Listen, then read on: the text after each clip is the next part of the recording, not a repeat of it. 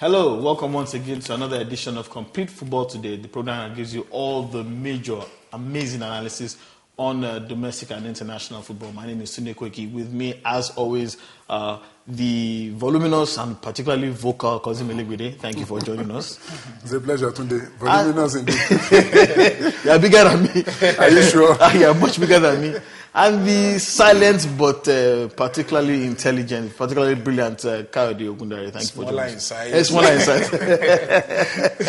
Thank you for joining us, gentlemen. Thank you. Today we have just two topics to talk about. The one that is on the front burner that everyone is talking about has to be Nigeria's grouping at the 2014 World Cup. Nigeria is grouped in Group F, alongside Argentina, debutants Bosnia-Herzegovina, and Iran. Let me start with you, Kayode. What do you make of this? I think it's let me use the word tricky. It's a very, very tricky group. Tricky? Yes. I mean, people were going out on the streets and celebrating, saying it was a magnificent draw. Yeah, for those who don't know, or those who have not actually sat down to analyze the group and how things are likely going to pan out, it could be a very good draw. But for me, I think it's better than what I feared.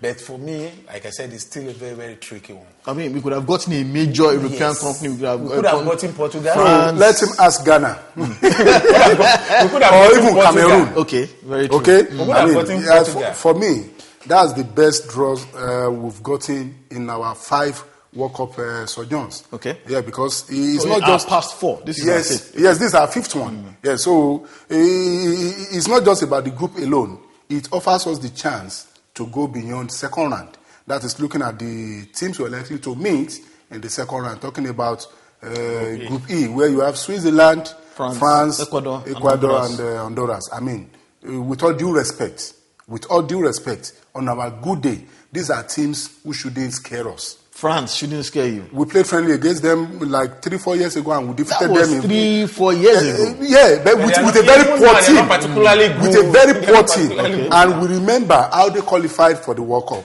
Okay? We remember what they did at the last World Cup. We remember how they performed at the Nations Cup, that is the European Nations Cup last year. So that's why I say, with all due respect, France will not inspire fear like you talk of Germany, Portugal, Brazil, or Italy.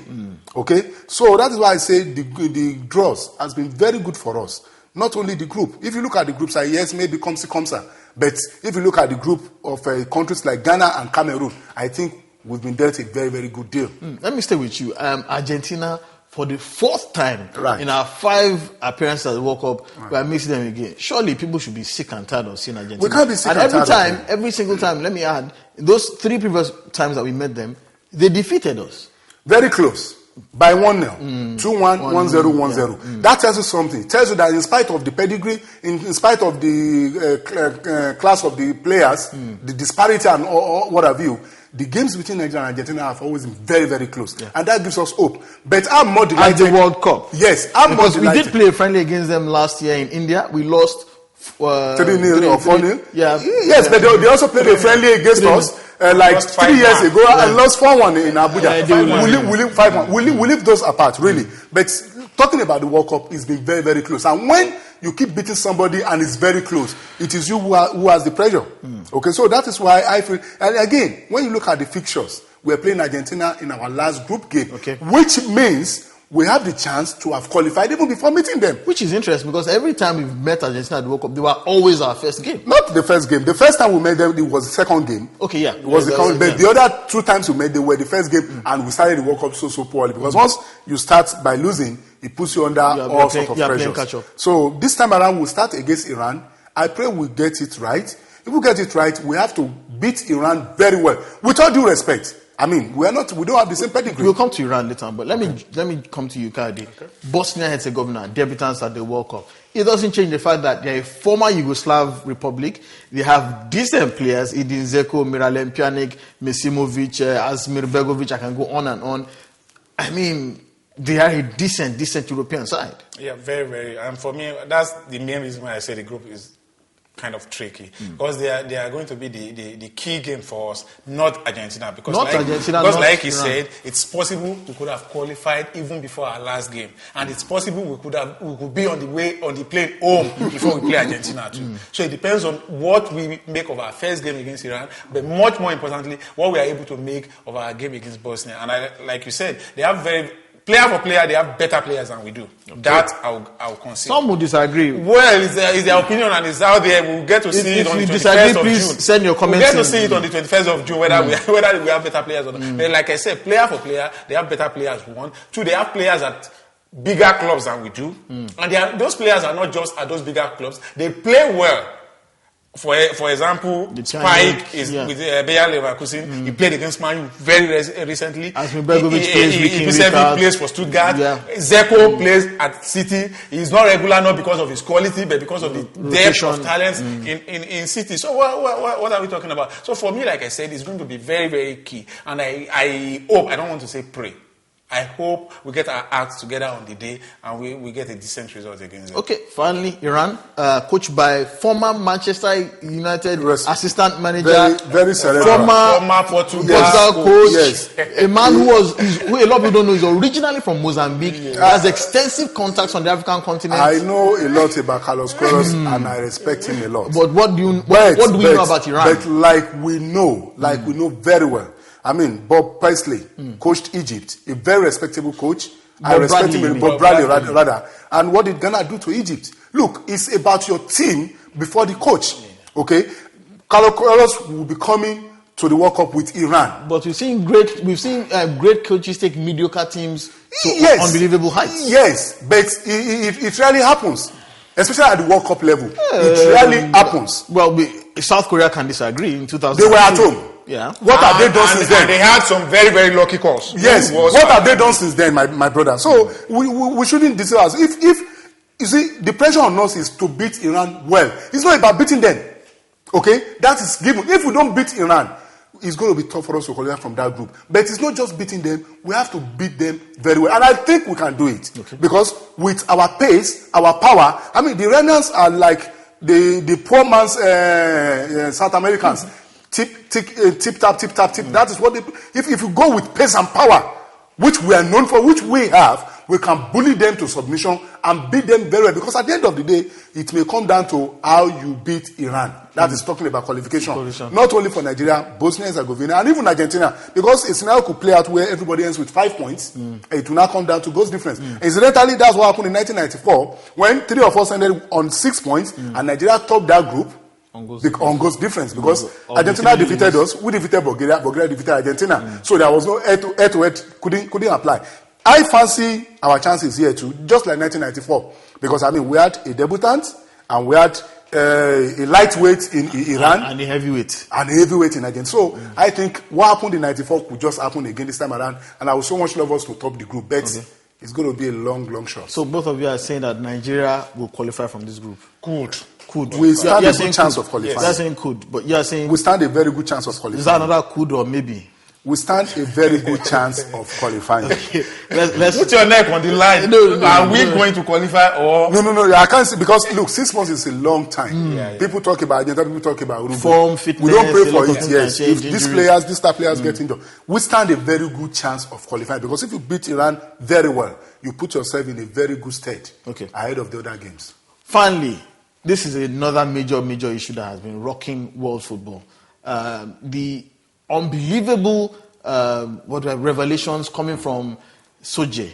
Sam Soje of the illustrious Soje family about how he's been receiving some backhand payments to fix games, to do some spot fixing. It's been absolutely shocking.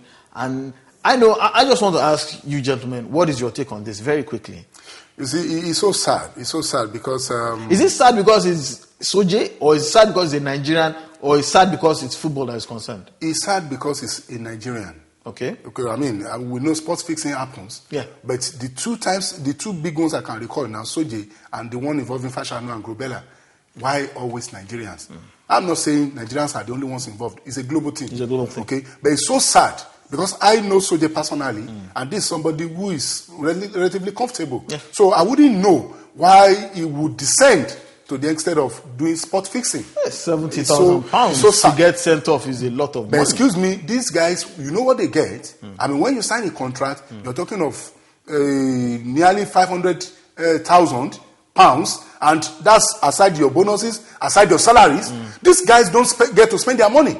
Okay, they don't get to, because you won't touch your salaries. You can live on bonuses alone. Yeah. So you ask yourself, if beggars believe, what do you need? Why will you descend?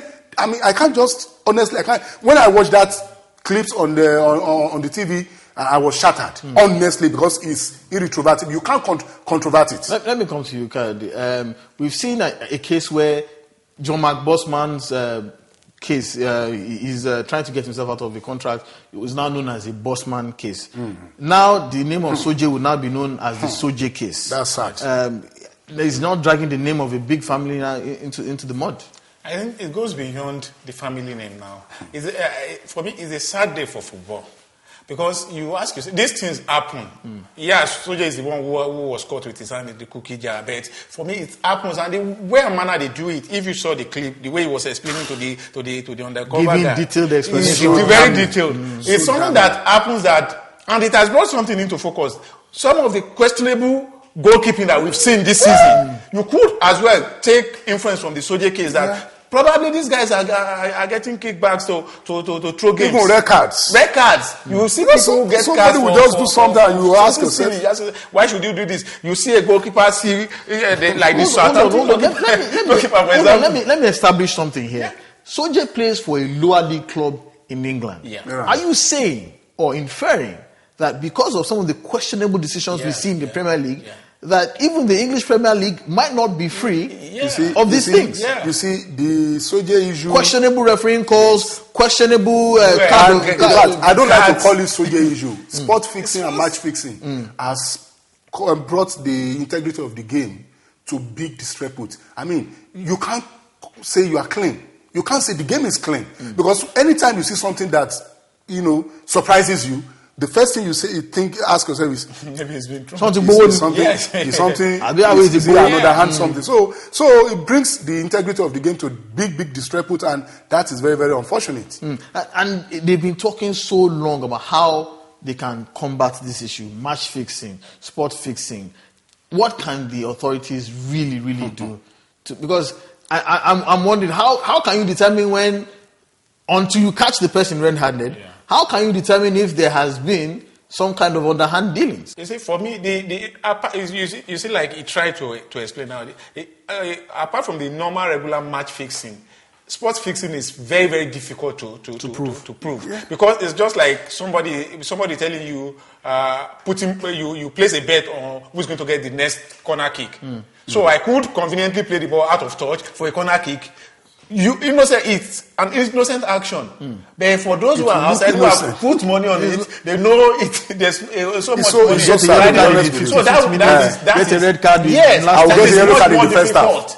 To prove that match fixing involves more than 2-3 people. Yes, you could influence the result. That will involve maybe the two teams and the officials. But sports fixing, you just need the player, and that's very, very difficult to prove. So for me, God help us, but I don't see an end in sight. Because someone, before we came into the studio, someone was probably saying that maybe we should start having firing squads for players who are, or maybe beheadings for players who shouldn't get that you see, that would be going to the extreme. But what I would advocate is life ban from not only football, all sporting activities. But you've ruined that person's life. Excuse me, the guy has ruined our sport. Because like I told you, I mean, he's psychic. Anytime you see something that looks fishy in the game, the first thing you think about, maybe somebody has collected money. So you're telling me that a professional footballer now should go and start learning hairdressing? If a professional footballer should become so dubious as to collect money to sport fix or to fix a game, then he should be out of the game. He deserves anything he gets. Anything he gets. Okay. Well, thank you so much, gentlemen, for sharing your thoughts with us today. Some particularly contentious issues as well. And we'd like to know your thoughts as well. Please keep on sending your comments, especially on this, on the Nigeria's group opponents in Group F at the 2014 FIFA World Cup. What do you think? Can Nigeria qualify from this group? And also the issue, the very, very depressing issue of Sam Soji and match fixing. Keep sending your comments in below, and we will get back to you. My name is Sune Koiki. As always, join us for another episode of Complete Football Today.